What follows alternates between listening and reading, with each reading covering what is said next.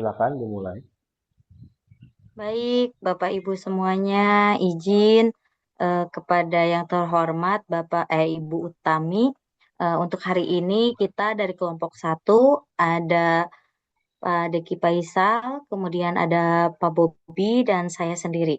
Pada hari ini kita akan mencoba membahas terkait soal-soal yang disajikan untuk UAS semester 3 ini. Untuk pertanyaan yang pertama, izin saya bacakan, Bapak Ibu. Untuk soal yang pertama yaitu, buatlah mengenai penjelasan selengkap-lengkapnya bahwa tim kita bersama media nasional hendak melakukan award untuk the best corporate dan manufaktur yang melaksanakan praktek Green Human Resource Management.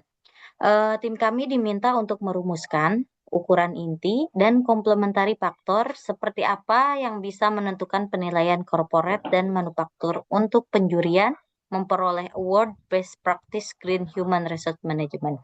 Kemudian berikan penjelasan detailnya dan buatlah suatu matriks penilaian sehingga dapat dipakai untuk pengambilan keputusan. Dan untuk soal nomor satu ini akan dijawab oleh Bapak Bobi Susanto. Silakan Pak. Baik, terima kasih Bu Desna atas waktunya. Selamat malam untuk Bapak, Ibu, serta rekan-rekan sekalian. Mungkin pada sesi ini saya akan sedikit menjelaskan terkait tadi yang dipertanyakan oleh Bu Desna di bagian pertama, yaitu kerangka kerja penjurian Green Human Resource Management Best Practice Award, yaitu mengenai rumusan ukuran inti, komplementari faktor, dan metrik penilaian. Nah, penghargaan ini mungkin dirancang bukan sekedar untuk memberikan penilaian terkait kebijakan lingkungan di atas kertas. Namun, filosofi utama dari penjurian ini adalah untuk melihat sejauh mana organisasi mampu mengintegrasikan prinsip keberlanjutan ke dalam seluruh siklus manajemen SDM. Tim juri menempatkan Green HRM sebagai jembatan krusial yang menghubungkan strategi bisnis hijau dengan perilaku nyata karyawan di tempat kerja. Untuk menjaga objektivitas lintas industri, baik untuk sektor korporasi, jasa maupun manufaktur, kami mungkin bisa membagi kriteria penilaian menjadi dua kelompok besar, yaitu ukuran inti, core measure, dengan bobot dominan mungkin di sekitar 85%, dan komplementari faktor dengan bobot di 15%. Nah, ini mungkin saya bahas pertama kali untuk yang core measure, yaitu bobot 85%. Nah, ini untuk ukuran inti, ini adalah dimensi wajib yang mempresentasikan fungsi HRM konvensional yang telah dihijaukan, dan ini di dalamnya ada 7 dimensi utama. Yang pertama adalah Green Strategy dan Government. Ini bobotnya mungkin di 15%. Nah, ini mungkin menilai keselarasan kebijakan lingkungan formal dengan strategi bisnis serta tata kelolanya, seperti keberadaan komite ESG, Environmental, Social, dan Governance. Yang kedua, Green Recruitment and Selection. Mungkin ini bobotnya di 10%. Dan di sini adalah untuk melihat sejauh mana employer, branding, dan proses seleksi mampu menyaring talenta yang memiliki nilai serta kompetensi hijau. Kemudian yang ketiga, Green Training dan Development, itu bobotnya 12%. Ini mengukur implementasi, investasi, dan jam pelatihan literasi lingkungan untuk seluruh lapisan karyawan. Kemudian yang keempat, Green Performance Management dan Appraisal. Di sini bobotnya mungkin di 12%. Dan di sini adalah untuk menilai keberadaan KPI hijau yang terukur dan mempengaruhi hasil evaluasi dari kinerja. Yang berikutnya, yang nomor 5, Green Compensation dan Reward. Ini bobotnya di 8%.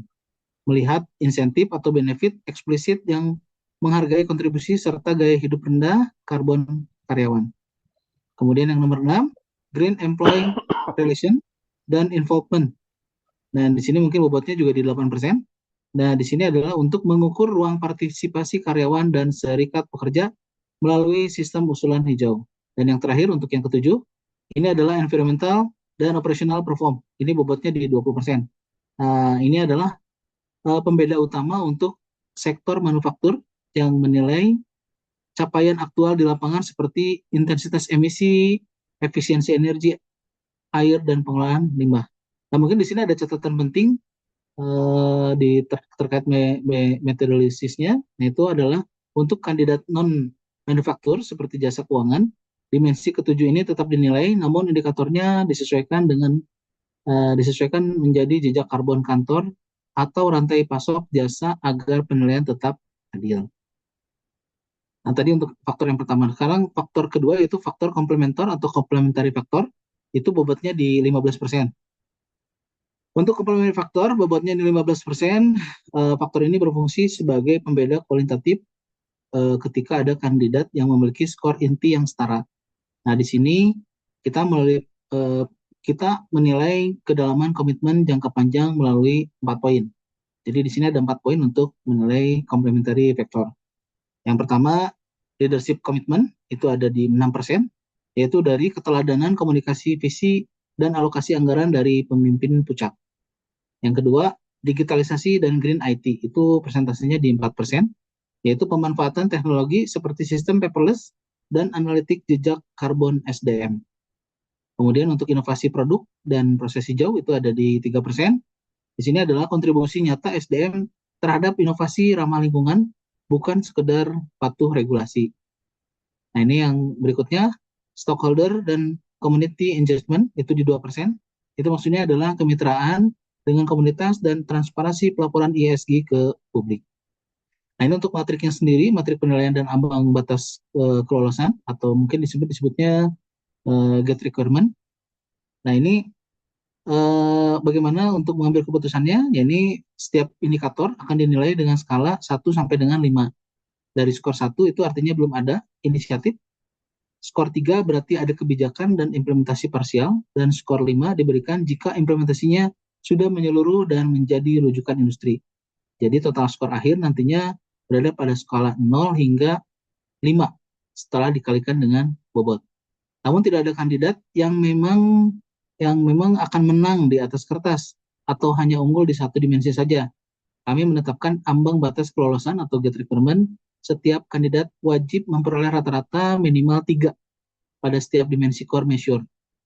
Jika ada dimensi inti saja yang di bawah 3, maka otomatis tidak lolos. Khusus manufaktur, mereka juga wajib melampirkan hasil audit lingkungan independen seperti proper atau ISO di 14001. Kemudian untuk pita keputusan, decision band atau penutupnya, dan untuk penutup di bagian ini adalah hasil akhir skor akan dikelompokkan pada pita keputusan atau decision band untuk menentukan kategori penghargaan. Nah, ini mungkin untuk kategori yang pertama adalah kategori platinum, best of the best. Itu skornya di 4,5 sampai dengan 5. Nah, ini adalah layak jadi juara utama lintas kategori dan lolos verifikasi lapangan tanpa temuan mayor. Kemudian ada kategori gold sebagai best practice. Nah, ini skornya di 4 sampai 4,49. Kategorinya ini dengan syarat minimum, tapi dimensi core harus lebih dari 3,5%. 3,5. Kemudian untuk skor 3,5 sampai 3,99 itu kategorinya adalah silver. Artinya praktik baik, tapi masih ada celah untuk perbaikan.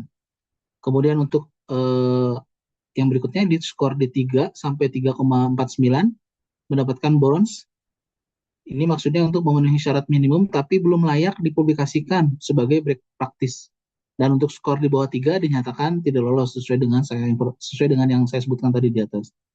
Di sini mungkin perlu ditegaskan bahwa seluruh skor di dokumen ini intinya wajib melalui semua tahapan konfirmasi yang berupa verifikasi lapangan atau site visit dan wawancara karyawan lintas level.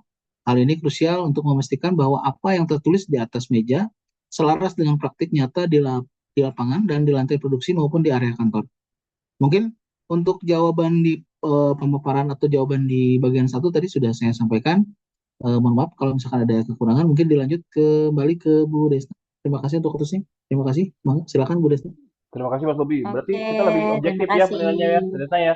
Betul, betul, betul sekali Pak Betul, Diki. Betul, betul. Berarti lebih objektif ya dengan karena begitu kan. memang sudah ada alur penilaiannya ya, Pak ya. Ya, Betul, betul. betul Oke, sesuai dengan tadi. Oke, thank you. kita Makasih akan Mas Bobi. lanjut. Siap. Kita akan lanjut, Bapak-bapak, untuk soal yang kedua, yaitu bagaimana opini tim kita perihal critical factor yang perlu dimiliki oleh leaders agar implementasi green individual behavior mendukung green human resource management. Kemudian berikan ulasan atas contoh perusahaan yang saudara anggap berhasil dan gagal beserta argumentasinya. Untuk contoh soal yang kedua ini akan saya coba jawab, Bapak, Ibu.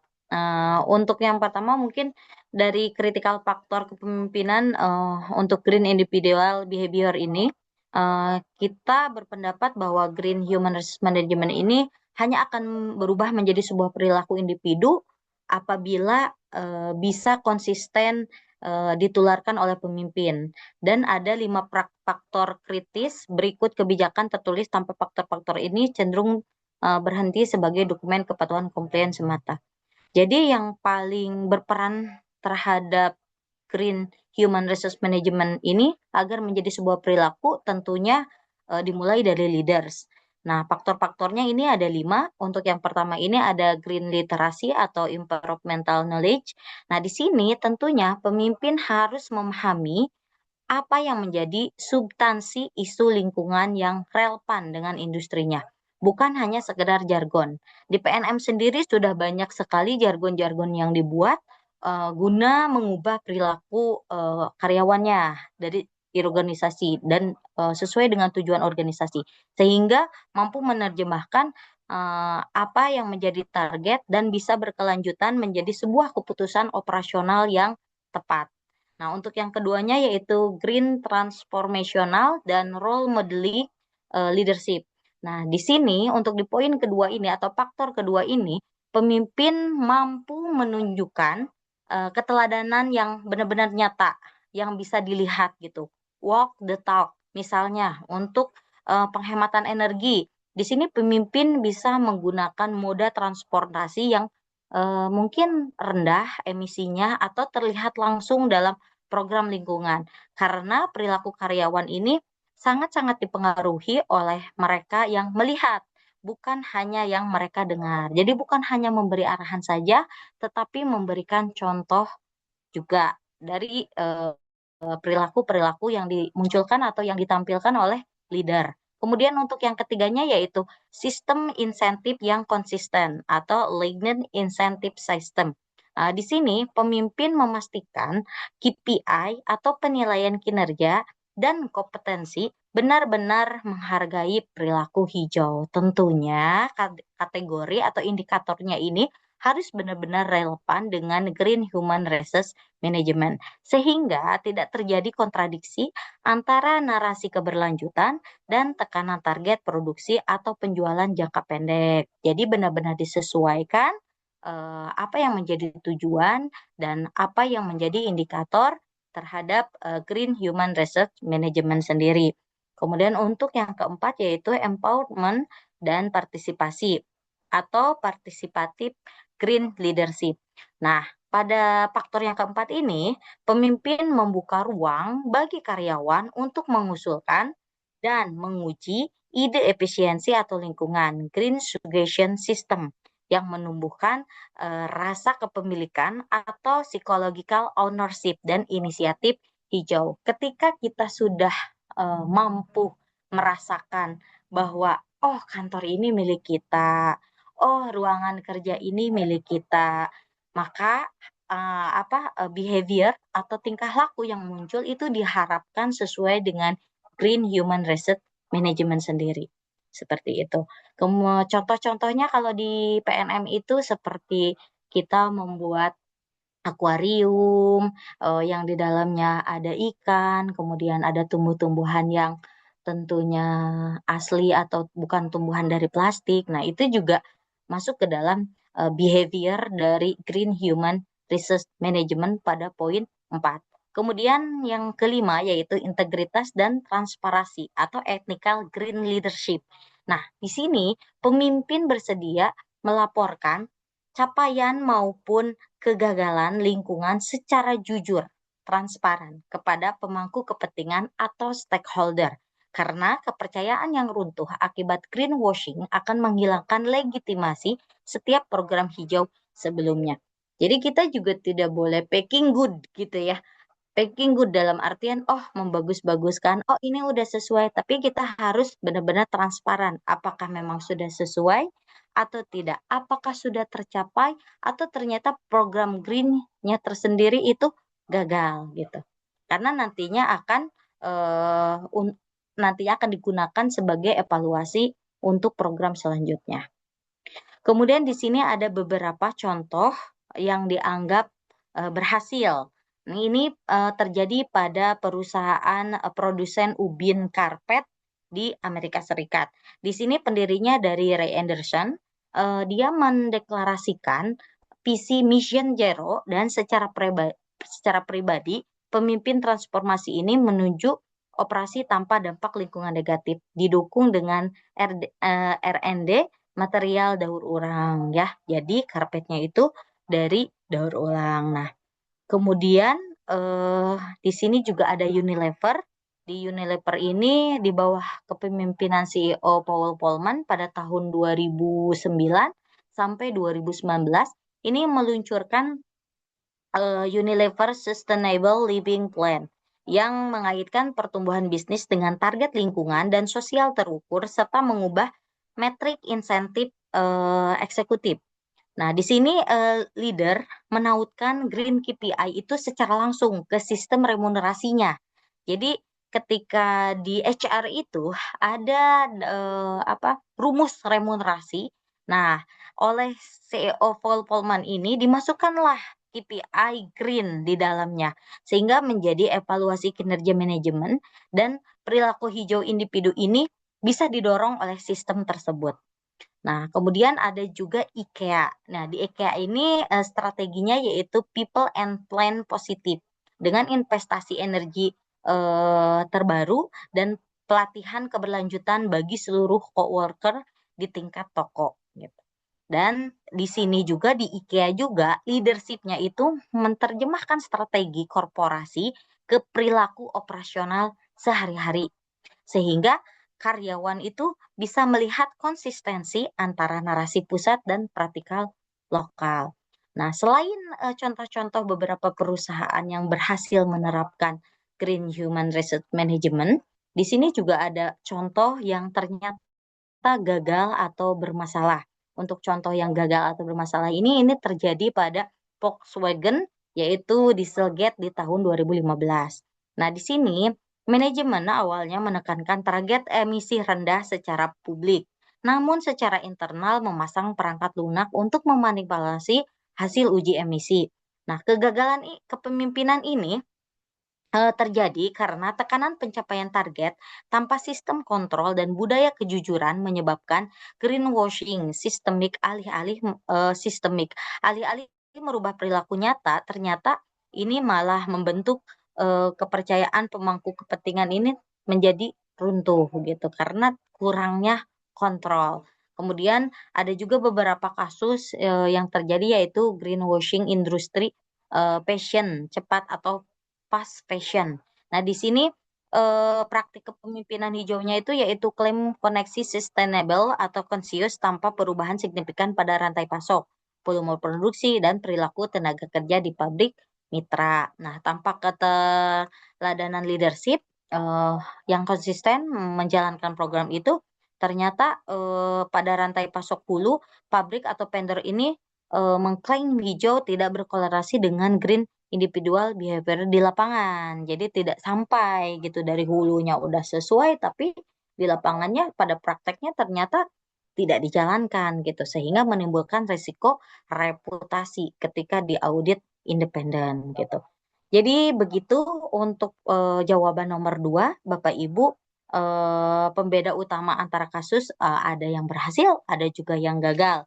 Ini merupakan konsistensi antara narasi pimpinan, sistem insentif, kemudian ada kontrol dari internal juga, dan perilaku aktual di seluruh rantai operasi, termasuk mitra dan juga pemasok. Mungkin sekian jawaban untuk nomor 2. Untuk selanjutnya nomor 3, saya akan bacakan terlebih dahulu untuk soalnya. Di soal nomor 3 ini ada digitalisasi terkait Green Human Resource Management. Bagaimana tim kita menyikapi untuk peluang pekerja terutama bagi generasi Gen Z dan Alpha. Dan bagaimana menurut tim kita penyiapan talenta kunci agar suksesi perusahaan ini berkelanjutan pada bisnis keluarga. Berikan juga contoh yang berhasil dan gagalnya. Nah, untuk pertanyaan nomor 3 ini akan dijawab oleh Pak Deki. Silakan Pak. Baik, Bu Ustadz, terima kasih. Selamat malam teman-teman, Ibu dosen yang saya hormati. Saya mencoba menjawab untuk yang poin 3 terkait tadi disampaikan digitalisasi green, human resource management, peluang kerja, Gen Z, Alpha, dan suksesi talenta bisnis keluarga. Di sini digitalisasi green, human resource management, dan peluang kerja generasi Z atau Alpha, ini di sini tim memandang digitalisasi green, human resource management sebagai peluang, bukan ancaman bagi generasi Z dan Alpha, dengan catatan perusahaan menyiapkan jalur reskilling yang jelas. Ini beberapa sikap dan argumentasi tim. Saya boleh sampaikan di sini ada satu, digitalisasi sebagai enabler bukan pengganti nilai hijau.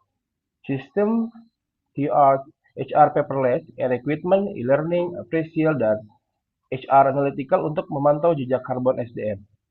Emisi perjalanan dinas, konsumsi energi kantor, mengurangi dampak lingkungan operasional. HR itu sendiri sekaligus menghasilkan data untuk pengambil keputusan berbasis bukti. Terus adanya muncul peran kerja baru, posisi seperti ESG Data Analyst, Sustainable Officer, Circular Economic Special, Carbon Accounting Analyst, dan Green Digital Marketer adalah lapangan kerja baru yang secara alami cocok dengan literasi digital generasi Z atau generasi Alpha. GIG Ekonomi Hijau, platform digital membuka peluang kerja fleksibel atau proyek freelance di bidang audit lingkungan ringan, edukasi keberlanjutan, atau desain produk daur ulang yang sesuai preferensi kerja fleksibel generasi muda. Resiko yang harus kita antisipasi, otomatisasi proses HR dan produksi dapat mengurangi kebutuhan tenaga kerja rutin di pabrik. Oleh karena itu, perusahaan perlu menyediakan program upskilling, reskilling sejak dini agar transisi hijau tidak menciptakan pengangguran struktural dan level operator. Sikap tim digitalisasi green human resource management sebaiknya diposisikan sebagai jembatan atau bridge, memberikan generasi muda akses pada pekerjaan hijau bernilai tambah tinggi, sambil tetap menyediakan jalur transisi yang manusiawi bagi tenaga kerja yang tergantikan, otomatisasinya tergantikan. Terus di sini kita harus penyiapan talenta kunci untuk suksesi berkelanjutan pada bisnis keluarga. Dalam konteks bisnis keluarga atau family business, green human resource management dan suksesi kepemimpinan saling terkait. Nilai berkelanjutan hanya akan bertahan di lintas generasi apabila diwariskan melalui sistem.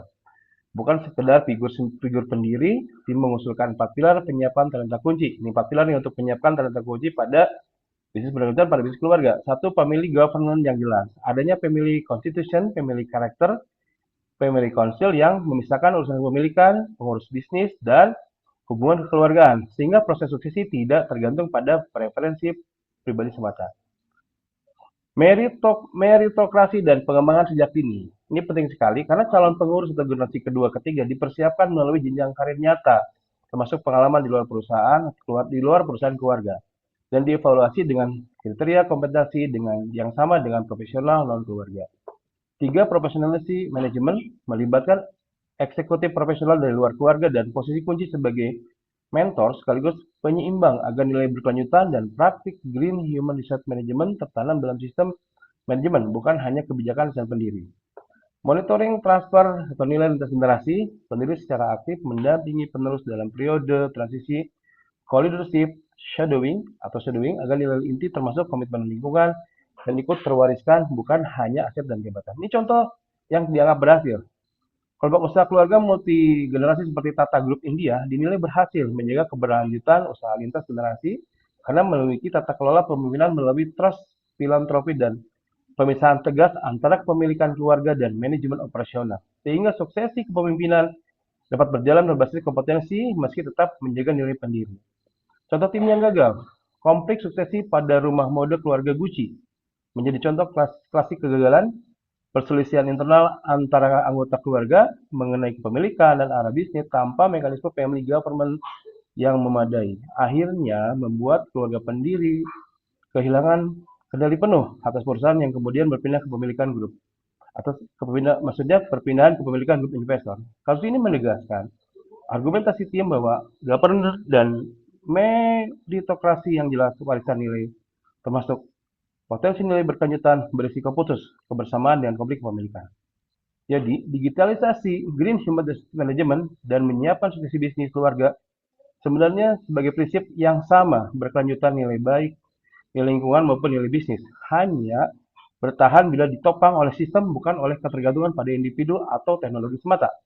Perusahaan yang berhasil mengintegrasikan Green Human Resource Management secara sekaligus menyiapkan talenta, suksesi secara struktur, dan lebih siap menjadi kandidat kuat dalam Green Human Research Management Best Practice Award di tahun-tahun mendatang. Jadi kalau kita lihat ya, tadi di awal kita sudah menyiapkan poin-poin untuk penilaian secara objektif. Ada 2 poin inti dan ada 2 poin satunya lagi. Terus tadi di Bu Risa sampaikan itu ada kepemimpinan ini penting ya. Teringat kuliahnya Ibu bahwa seorang leader itu harus jadi seorang contoh yang baik, harus jadi role model, harus jadi seorang teman, be a friend, dan lebih champion. Tadi cocok Mas Ubi, kita ada be championnya. Di poin ketiga ini, pada akhirnya baik di Guilty Green Human Resource Management maupun suksesi bisnis keluarga menghadapi tantangan yang sama. Bagaimana mengubah nilai yang bersifat personal dan momentum menjadi sistem yang melembaga. Generasi Z dan Alpha bukan sekedar penerima manfaat dari transformasi hijau, melainkan aktor kunci yang akan menentukan apakah transisi ini berjalan inklusif atau justru meninggalkan sebagian tenaga kerja di belakang. Demikian pula dengan berkelanjutan bisnis keluarga tidak ditentukan oleh seberapa kuat visi sendiri, melainkan seberapa baik visi tersebut diterjemahkan menjadi tata kelola yang dapat mewariskan tim, meyakinkan bahwa perusahaan yang mampu mengadukan kedua agen ini, digitalisasi SDM, berkeadilan, dan suksesi kepemimpinan yang meritokrasi akan menjadi organisasi yang paling tangguh menghadapi tuntutan berkelanjutan di dekade yang mendatang. Lebih ringkas, jadi digitalisasi Green Human Resource Management menyiapkan suksesi talenta pada dasarnya adalah dua sisi dari satu tantangan yang sama, yaitu memastikan nilai keberlanjutan yang tidak berhenti pada satu generasi saja atau satu teknologi. Studi kelanjutan mengenai bagaimana perusahaan keluarga Indonesia mengadopsi isu analitik untuk mendukung prosesi suksesi yang lebih objektif dan berbasis data akan menjadi kontribusi penting bagi pengembangan teori Green Human Research Management. Jadi, transformasi menutup Green HRM ini atau Human Research Management yang berkelanjutan bukan hanya soal teknologi atau kebijakan di atas kertas, melainkan soal keberanian organisasi untuk membangun sistem baik sistem digital yang inklusif bagi generasi muda maupun sistem tata kelola yang menjamin kesinambungan nilai lintas generasi keluarga. Perusahaan yang berhasil melakukan perubahan keduanya secara konsisten akan memiliki fondasi yang jauh lebih kokoh untuk bersaing sekaligus berkontribusi pada agenda berkelanjutan jangka panjang. Mungkin itu jawabannya Mbak Desna untuk yang poin 3 ini. Ya, itu mungkin ya. Jadi luar biasa ya kuliahnya Baik. Ibu ini. Itu mungkin Desna. Terima kasih Mas Owi. Baik, terima kasih banyak Pak Deki dan Pak Bobi untuk di kelompok 1. Demikian Ibu presentasi kami dari kelompok 1. Terima kasih banyak juga untuk pembelajaran dan ilmu yang sangat berharganya, termasuk insight-insight-nya, Bu. Saya tutup untuk sesi UAS kali ini. Mohon maaf apabila ada salah kata atau ada kekurangan dari kelompok kami. Mudah-mudahan hasilnya memuaskan ya Bu. Amin. Ya Rabbal alamin. Terima kasih. Wassalamualaikum warahmatullahi wabarakatuh. Sukses selalu Ibu. Terima Salam dari kami. kasih. Salam. Terima kasih Bu. Terima Salam. kasih, Bu. Sukses selalu. Makasih Bu. Sehat selalu, Bu. Sukses selalu Ya, Bu. sehat selalu.